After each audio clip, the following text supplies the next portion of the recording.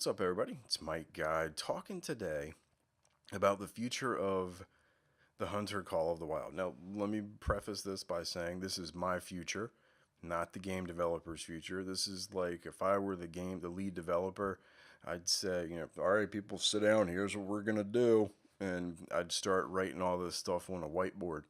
So, I I kind of feel like right now I'm getting to the point where I've just finished the story mode in Grand Theft Auto, and I'm like, yeah, all right, man. Now it's time to go jack a bunch of cars and drop kick some hookers. And you do that for an hour, and then you're bored and you don't want to do it anymore, and you go find a new game.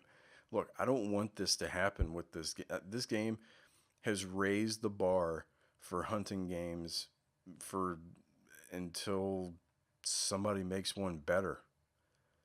I mean, that's where I'm at with this. It's going to sound silly, but it's like the Minecraft of hunting games. Think about it. If anyone wants to make an open world sandbox voxel game where you build things and create games within games, if it's not as good or better than Minecraft, you're not going to be successful. They have raised the bar for hunting games. Bottom line, I mean, that in order, if Cabela's decides to come out and make a new game, if it's not as good as this, it's not going to be successful. So that's where I'm at as far as what I think about this game. Now, I will not do any more missions in this game unless somebody needs help. I mean, literally, I would rather someone take a sledgehammer to my frontal lobe than to do any more of the missions. They suck. I hate them, but I'll help people. Now, I understand why the missions are in the game.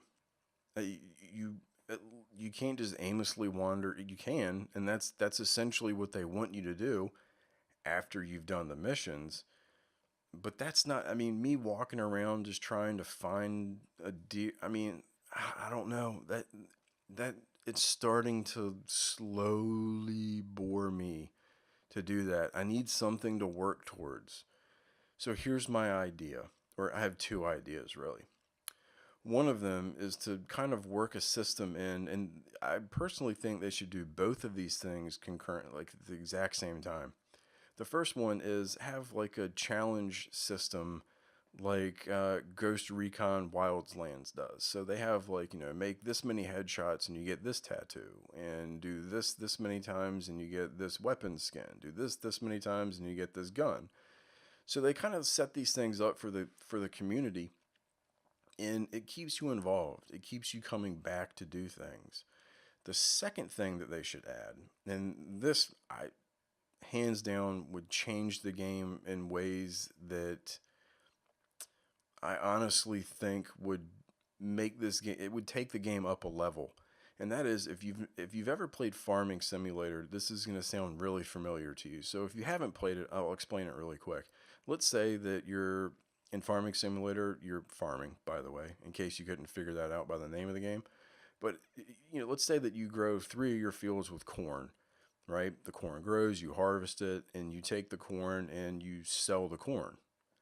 Well, that drives the price of corn down. So the amount of money that you're going to get paid if you harvest and sell corn goes down because they're filled. That you filled up their stores with corn, they don't need anymore, so the price goes down. There you go. Market policies. So imagine if they had something similar to that in this game. Let's say that you go and you harvest a whole herd of elk up in Calburn, and you take the meat and the skins and everything, and you get paid for it. Well, you can still kill some elk. You can harvest them, and you can try to sell them. You're going to get a heck of a lot less for them. So having a system in place like that, it kind of keeps the game. I don't know. It kind of, the game runs itself. It's like missions without trying to have missions. I don't know if that makes sense or not. Hopefully that makes sense, because I personally think that, I mean, that would keep me going. I'm like, all right, so how much money can I make today if I go out and get bear? And I look at the thing, I'm like, all right, bears, I mean, it's, 1,500 a pop. And it'll be, higher if you get like a gold or, whatever.